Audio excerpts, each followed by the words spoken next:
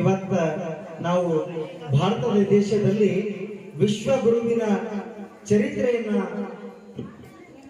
ಪವಿತ್ರ ಚರಣಗಳಿಂದ ಕೇಳ್ತಕ್ಕಂತ ನಾವು ಧನ್ಯರು ಅಂತ ಹೇಳ್ತಾ, ಯಾಕಂದ್ರೆ ಶಿಕ್ಷಕ ಒಂದು ವಿದ್ಯಾರ್ಥಿಯ ಭವಿಷ್ಯವನ್ನ ನಿರ್ಮಾಣ ಮಾಡ್ತಕ್ಕಂತ ಶಿಕ್ಷಕ ಗುರುವಿನ ಸ್ಥಾನದಲ್ಲಿ ಇದ್ದಾನೆ.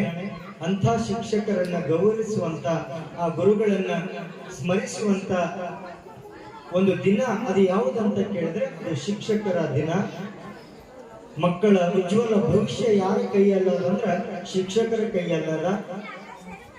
ಇವತ್ತು ನಾವು ಮಕ್ಕಳು ಶಾಲೆಗೆ ಕಳಿಸ್ತೀವಿ ಅಂತಂದ್ರೆ ಅಲ್ಲಿ ಯಾವ ಧರ್ಮದವ ಶಿಕ್ಷಕನಿದ್ದಾನೆ ಅಂತ ನೋಡಲ್ಲ, ಯಾವ ಜಾತಿಯ ಶಿಕ್ಷಕ ಇದ್ದಾನಂತ ನೋಡಲ್ಲ, ಮತ್ತು ಯಾವ ಪಂಗಡದವ ಶಿಕ್ಷಕ ಇದ್ದಾನಂತ ನೋಡೋದಿಲ್ಲ.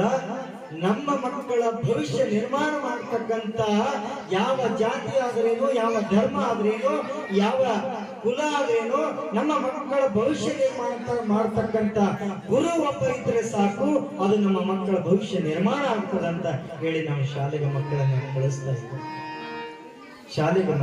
ಕಳಿಸ್ತಾ ಇದ್ದೀವಿ. ಆಗ ಇವತ್ತು ಎಲ್ಲ ಶಿಕ್ಷಕರಿಗೆ, ಇಡೀ ದೇಶದಾದ್ಯಂತ ಎಲ್ಲ ಶಿಕ್ಷಕರಿಗೆ ಶಿಕ್ಷಕರ ದಿನಾಚರಣೆಯ ಶುಭಾಶಯಗಳನ್ನ ಹೇಳಿ, ಈಗ ನಾನು ಈ ಒಂದು ಇವತ್ತಿನ ಪ್ರವಚನಕ್ಕೆ, ಯಾಕಂದ್ರೆ ಈ ಊರಿನಲ್ಲಿ ಶ್ರಮ ಆದ ಕಾರಣ, ಯಾಕಂದ್ರೆ ಅದು ಅಲ್ಲಿ ದುಃಖದ ಸನ್ನಿವೇಶ ಇದ್ದಾಗ ನಾವು ಈ ಕಾರ್ಯಕ್ರಮ ನಡೆಸೋದು ಸೂಕ್ತ ಅಲ್ಲ ಅಂತ ಭಾವಿಸಿ ಇವತ್ತಿಗೆ ಈ ಸದ್ಯಕ್ಕೆ ಒಂದು ಗುರುವಿನ ಬಗ್ಗೆ ಒಂದು ಹಾಡನ್ನ ಮಕ್ಕಳು ಹಾಡ್ತಾವ.